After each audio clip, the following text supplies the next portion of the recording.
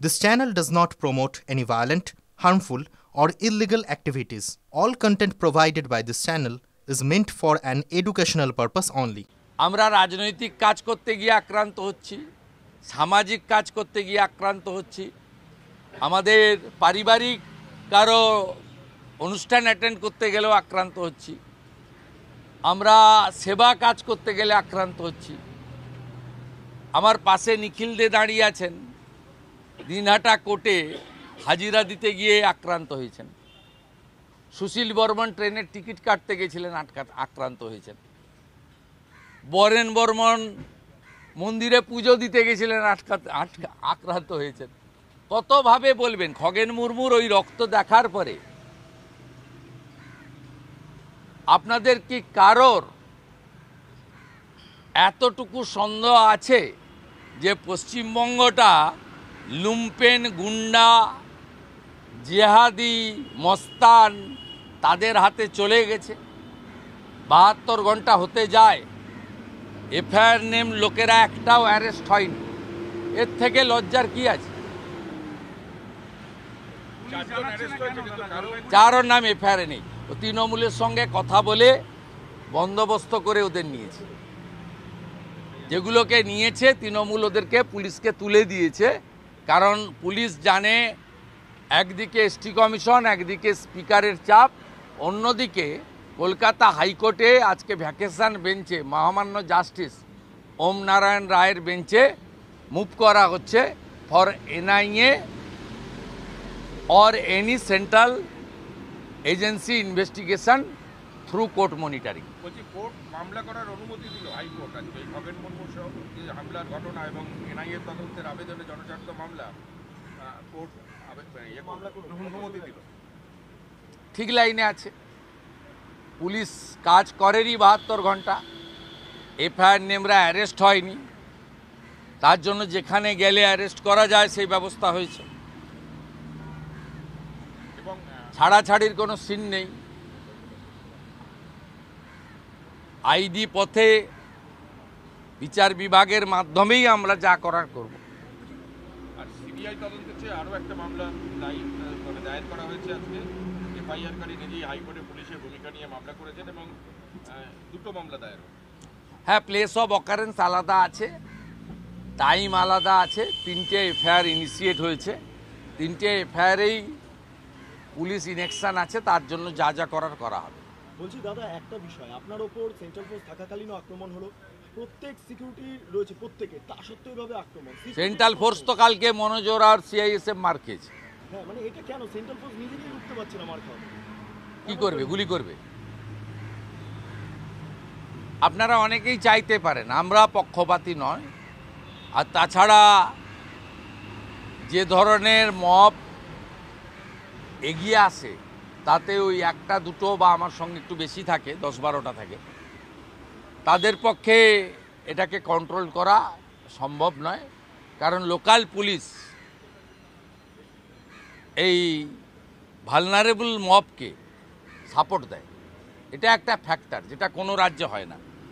Police এবং central force যদি liaison করে এই ধরনের গুন্ডাদের রুখতে পারে, বা কোনো ডিগনেটরিজ, পাবলিক রিপ্রেজেন্টেটিভ বা পলিটিক্যাল পার্টি যারা আগাম জানিয়ে যায়, রাস্তায় মবকে সরিয়ে দেয়, তাহলে এই ধরনের ইনসিডেন্ট হয় না।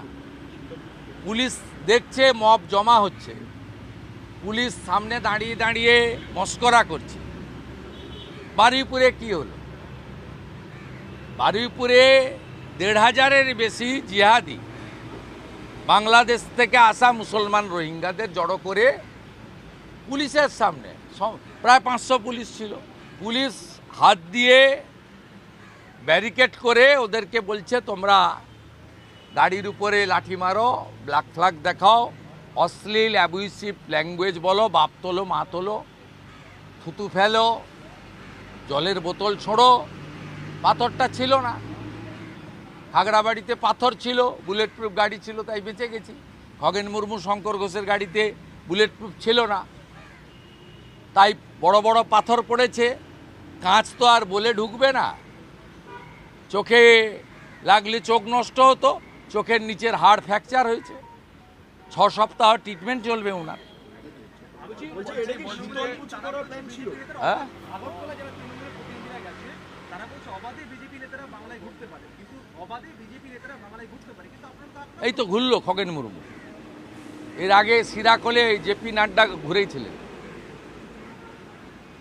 এই তো পাশে নিখিল দে দাঁড়িয়েছেন দিনহাটা কোর্টে গিয়ে, নিশ্চিত প্রামাণিককে 4 দিন আগে করেছে।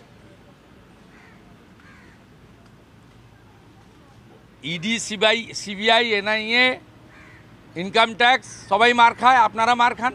আপনারা আপনাদের কথা বলেন না কেন? এমন কোনো ইলেকশন ছোট হোক বড় হোক, যেই ভোটে সাংবাদিক মার খায়নি, প্রেস ক্লাব তো এখন শাখা সংগঠন হয়ে গেছে তৃণমূলে। প্রেস ক্লাবের সেক্রেটারির দাদা তো ভাইস চেয়ারম্যান শান্তিপুর পুরসভার। তারা ভূমিকা পালন করে না, কিন্তু আমরা প্রতিবাদ করি। তৃণমূলের একটি প্রতিনিধি দল আগরতলায় গেছে, রাজ্যপালের কি করতে গেছেন? রাজ্যপালের সময় চেয়েছেন, রাজ্যপাল সময় দেয়নি। হ্যাঁ, ঠিক আছে। তৃণমূল কংগ্রেস বলছে আমি যখন ভবানী ভবনে গেছিলাম মহেশতলার রবীন্দ্রনগর নিয়ে, ডিজি অফিসে থেকে মিট করেছে, 5 জন এমএলএ ছিলাম আমি সহ। ডিজি অফিসে থেকে মিট করেনি। আর ওদের 14 পুরুষের কপাল ভালো, ডাক্তার মানিক সাহার ডিজিপি, ত্রিপুরার ডিজিপি কালকে ওদের জামাই আদর করেছে। ওদের 14 পুরুষের কপাল ভালো। এইখানেই ভদ্রতা, শিষ্টাচার। তৃণমূল অভিযোগ করছে পুলিশের সামনেই পার্টি অফিস ভাঙা হয়েছে। মমতা ব্যানার্জির শিক্ষা নেওয়া উচিত ওই ছোট রাজ্যের, এইটুকু রাজ্য, ডাক্তার মানিক সাহার কাছ থেকে। তৃণমূল অভিযোগ করছে আমি কদিন আগে গেছিলাম মহেশতলায়, আপনারা নিচে দাঁড়িয়েছিলেন। রাজীব কুমার মিট করেছিল, লিডার অফ অপোজিশন। তো ওর অফিসে গেছি, উনি না থাকলে আমার অভিযোগ ছিল না। উনি তো থেকেই মিট করেননি। কিন্তু পার্টি অফিস ভাঙচুরের বিষয়ে আপনার সব কথা কি পার্টি অফিস ভাঙচুর ধরে যেটা তৃণমূল অভিযোগ করছে, আমি জানি না, আমি বলতে পারবো না কারা করেছে, কেন করেছে, কি দরকার করার সেটাও আমি জানি না। কারণ যাদের কোনো অস্তিত্বই নেই ত্রিপুরাতে, নোটার নিচে কম ভোট পায়, তাদেরকে এত কাউন্ট করার দরকার নেই। বিধায়ক সাংসদ আক্রান্ত হওয়ার পরেই পার্টি অফিস ভাঙচুর, তারই কোনো রিফ্লেক্ট হতে পারে ত্রিপুরাতে? কে করেছে, কেন করেছে জানি না। অভিযোগ করছে আমার সঙ্গে বিপ্লব দেবের কথা হয়েছিল, সুশান্ত চৌধুরীর কথা হয়েছিল। তারা বললে তাদেরও নোটিশে নেই। কিন্তু আমিও মনে করি যে করার কোনো দরকার নেই। হাতটা দুর্গন্ধ হলো, পার্টিটা নেই ওখানে, নোটার নিচে ভোট পায়। অভিযোগ ওখানে পুলিশ দাঁড়িয়ে দেখেছে পার্টি অফিস ভাঙচুর। পুলিশের সামনে নাকি পার্টি অফিস ভাঙচুর করা হয়েছে। পুলিশের সামনে নাকি পার্টি অফিসটা ভাঙচুর করা হয়েছে। পুলিশ ছিল বলে তো ভিতরে কেউ ঢোকেনি, আমি ছবিতে যা দেখেছি। 3টে টব ভেঙেছে, 2টো ঝান্ডা মাটিতে পড়েছে, আর একটা ওই ফ্লেক্সকে ছিঁড়ে দিয়েছে। কিন্তু কালকে যখন ওনারা ভিতরটা দেখাচ্ছিলেন আপনারা, পরে আমি রাতে দেখেছি, তাতে দেখলাম তো ভিতরে তো কিচ্ছু হাত দেয়নি, সব ঠিকঠাক আছে।